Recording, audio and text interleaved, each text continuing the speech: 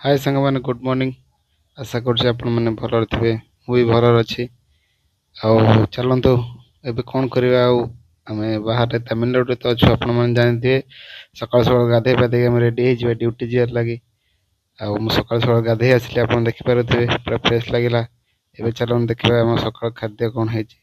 ଭାତ ହେଇଛି, ଆଉ ଏପଟେ ଦେଖିବା ଏପଟେ କ'ଣ ହେଇଛି। ଏପଟେ ତ ତରକାରୀ କିଛି ଅଲଗା ପ୍ରକାର କଲର ଦେଖାଯାଉଛି, ଜଣା ପଡୁନି। ଓ ମାଇ ଗଡ୍, ଇଏ ତ ଚଣା ଆଳୁ ତରକାରୀ ହେଇଛି, ମସ୍ତ ଦେଖାଯାଉଛି।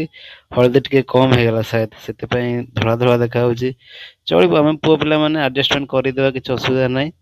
ତ ଏଥର ଦେଖିବା ଟେଷ୍ଟ କେମିତି ଲାଗୁଛି ଜିନିଷଟା। ତ ଭାତ, ଚଣା ଆଳୁ ତରକାରୀ, ସେଥିରେ ଆଚାର ବି ଅଛି। ତ ଟେଷ୍ଟ କରିକି ଦେଖିବା କେମିତି ଲାଗୁଛି। ପାଳି ତ ଆଉ ସାଙ୍ଗ ପିଲାର ଥିଲା, ସେ ବନେଇଥିବେ। ତଥାପି ଦେଖାଯାଉଛି ଯେମିତି ବଢ଼ିଆ ଟେଷ୍ଟ ଥିବ, କିଛି ଅସୁବିଧା ନାହିଁ। ଆଚାର ସହିତ ଭାତ ଅଛି ମାନେ ମସ୍ତ, ଠିକ୍ ଅଛି, ଚଳିବ। ତ ଆମେ ଏଥର ରେଡ଼ି ହେଇଯିବା, କମ୍ପାନୀ ଯିବା ପାଇଁ ଆମେ ରେଡ଼ି ହେଇଗଲୁ। ମୁଁ ବାହାରି ପଡ଼ିଲୁ ଏବେ କମ୍ପାନୀ, ଆମ ରୁମ୍ ସାମ୍ନାର ଗେଟ୍ରେ ଠିଆ ହେବୁ। ତ ମୁଁ ଆଉ ମୋର ସାଙ୍ଗ 2 ଜଣ ଆମେ ରେଡ଼ି ହେଇଗଲୁ।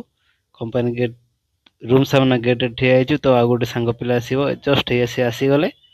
ତ ଆମେ ଏଥର ବାହାରିବା କମ୍ପାନୀ ଅଭିମୁଖେ।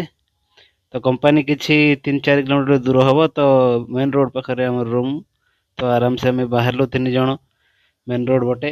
ତ ବାଟରେ ଆମ ଗାଡ଼ିରେ ତେଲ ସରିଯାଇଥିଲା, ତ ସାଙ୍ଗମାନେ ମାର୍କେଟରେ ଗୋଟେ ପେଟ୍ରୋଲ ପମ୍ପ ଥିଲା, ତ ସେଠି ପେଟ୍ରୋଲ ଟିକେ ପକେଇଲୁ। ପେଟ୍ରୋଲ ପକେଇଲା ପରେ ସେ ଭାଇ 100 ଟଙ୍କା ୟା 200 ଟଙ୍କାର ପେଟ୍ରୋଲ ପକେଇଲେ। ପକେଇଲା ପରେ ଆମେ ଏତେ ପୁଣି ବାହାରିଲୁ କମ୍ପାନୀ ଅଭିମୁଖେ। ତ ବିଶ୍ୱାସ କରିବେନି ଭାଇ, ଏ ଜାଗାରେ ଆପଣ ଯେତେବେଳେ ଆସିବେ ସବୁଜ ପରିବେଶ ଦେଖିବେ। ସବୁବେଳେ ହରା ଭରା, ଏଠି ପୁରା ସବୁବେଳେ ପାଣି ଲାଗିଥାଏ। ଏଇ ସବୁ ଘାସ ଗଛ ସବୁ ଗାଈ ଖାଆନ୍ତି।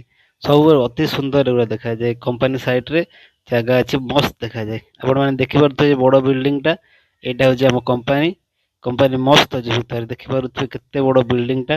ଆପଣ ଖାଲି ଦେଖନ୍ତୁ, ଏବେ ବାହାରୁ ଦେଖନ୍ତୁ କେଡେ ସୁନ୍ଦର ଦେଖାଯାଉଛି। ମୁଁ ନେକ୍ସଟ ଭିଡିଓରେ ମୋର ଭିତର ପାର୍ଟ ଦେଖେଇବି। ଭିଡିଓ ଯଦି ଭଲ ଲାଗିଥିବ ଆପଣ ମାନଙ୍କୁ, ତାହେଲେ ଲାଇକ୍ କମେଣ୍ଟ ନିହାତି କରିବେ। ଜୟ ଜଗନ୍ନାଥ।